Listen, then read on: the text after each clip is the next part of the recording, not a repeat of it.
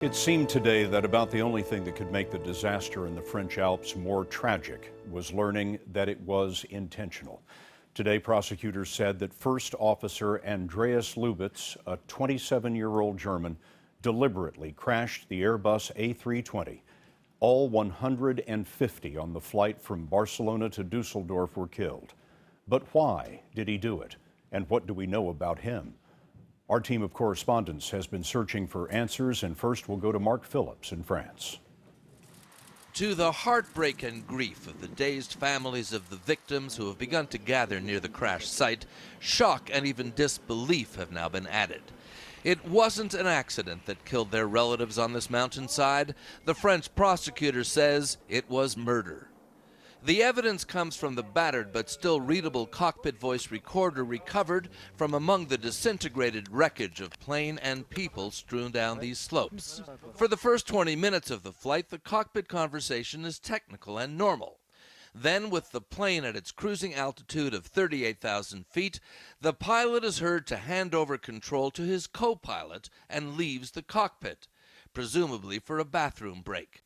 Sounds of a chair being pushed back and of a door closing can be heard. The co-pilot, then alone in the cockpit, inexplicably sets the plane's autopilot to begin a steady, deliberate descent.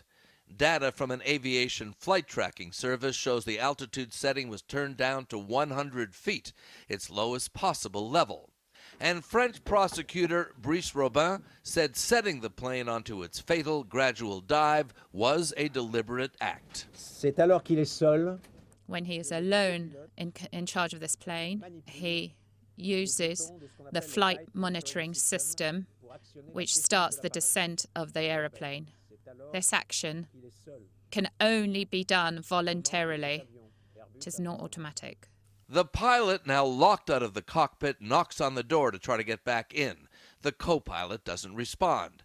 Getting increasingly desperate, the pilot knocks harder, calls on the intercom, tries to force his way in. Again, no response. Airbus, the plane's manufacturer, produced this video in 2002 showing how its cockpit security door system works. The door can only be opened from inside by the cockpit crew, or via a keypad from the outside.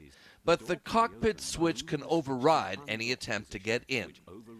The co-pilot keeps the door locked, and as the plane descends, he doesn't respond to radio calls from air traffic control or from other planes in the area.